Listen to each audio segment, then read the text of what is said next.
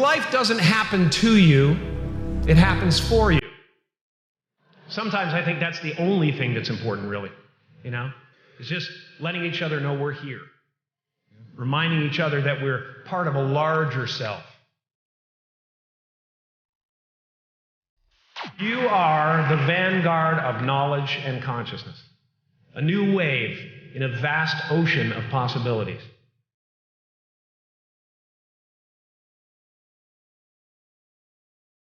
On the other side of that door, there's a world starving for new ideas, new leadership. I've been out there for 30 years. It can be rough out there, but that's okay. Fear is going to be a player in your life, but you get to decide how much. You can spend your whole life imagining ghosts, worrying about the pathway to the future, but all there will ever be is what's happening here. And the decisions we make in this moment, which are based in either love or fear.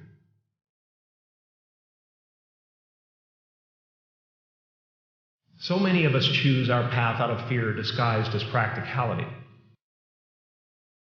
What we really want seems impossibly out of reach and ridiculous to expect, so we never dare to ask the universe for it. I'm saying I'm the proof that you can ask the universe for it.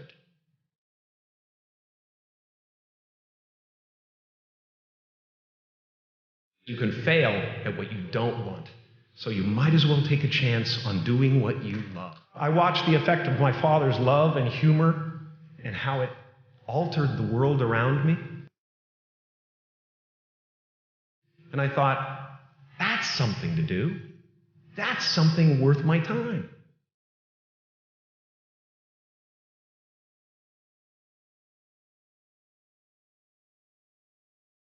I realized one night in LA that the purpose of my life had always been to free people from concern.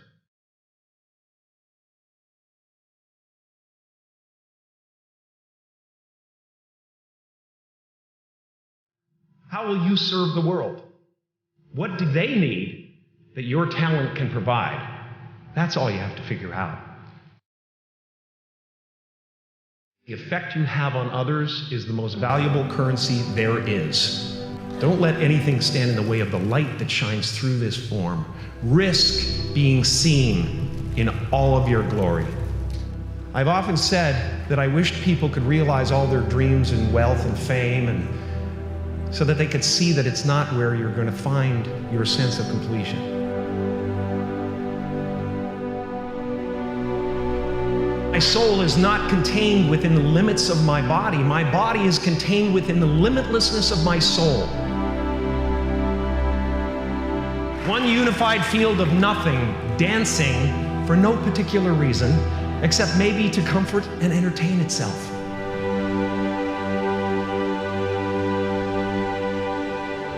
The imagination is always manufacturing scenarios, both good and bad, and the ego tries to keep you trapped in the multiplex of the mind.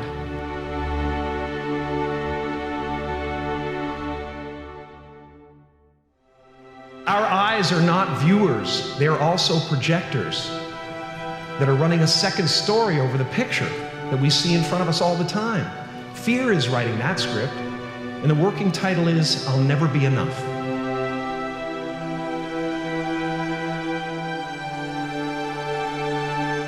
No matter what you gain, ego will not let you rest. It will tell you that you cannot stop until you've left an indelible mark on the earth, until you've achieved immortality. Relax and dream up a good life. It's just about letting the universe know what you want and working toward it while letting go of how it comes to pass.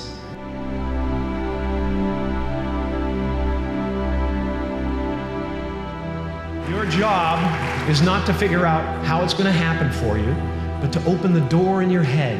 And when the door opens in real life, just walk through it.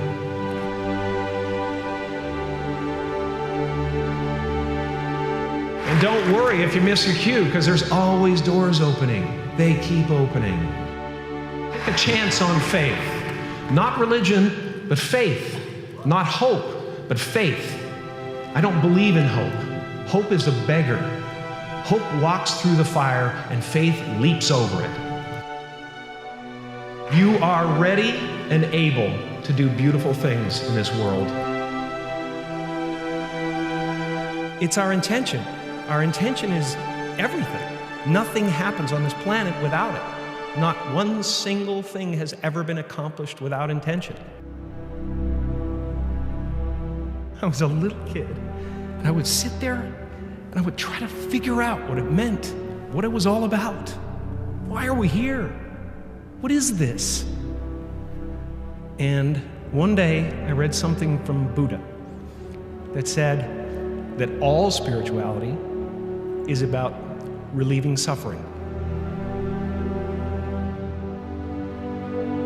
There are generations growing up right now who are learning to lie, that lying is okay, that you're supposed to hate half the country.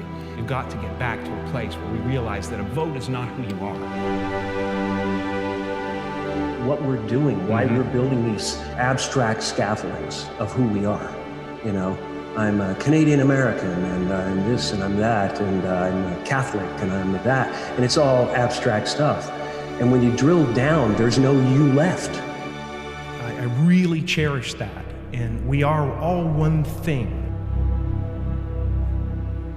Freedom comes in there only being one you, and it includes the table and the computer and the ocean and the trees.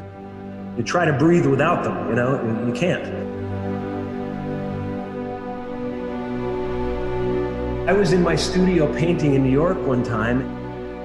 I took a walk for a couple of blocks and I found this wonderful little park where these guys were playing soccer. Watched these guys play soccer. I watched this guy chasing the ball. And I went, that's it. I was compelled by that guy who was so involved with getting the ball. All sports work, you know, all art works on the same level, and that is presence.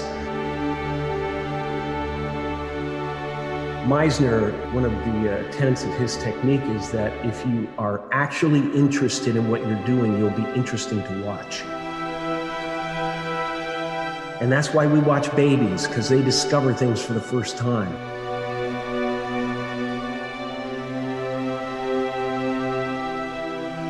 No one gets through this life, it's too challenging and there's too much stuff coming at us. We don't have the bandwidth to handle it. We have to find ways to escape it. We have to turn the gadgets off.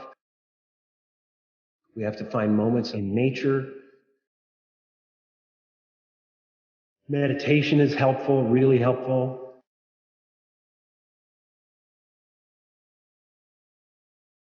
Anything that doesn't work out, I always think of as this is the way it was supposed to be. That's the way it was supposed to happen. Because there's something bigger down the road.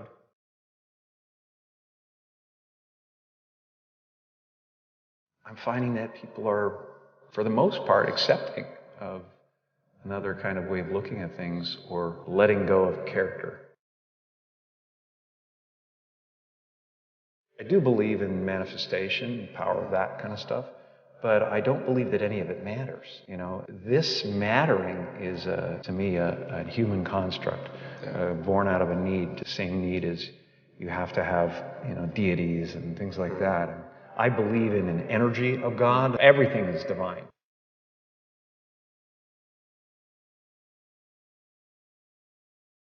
It's been a part of the evolution of ego is to spend your first half of your life acquiring and adding, thinking you can add to yourself.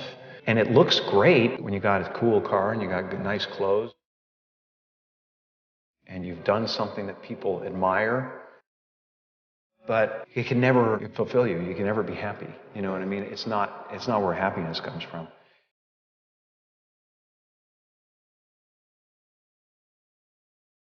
The feeling of wholeness is a different feeling than meanness. I don't exist. They're all characters that I played. I played the guy that was free from concern so that people who watched me would be free from concern.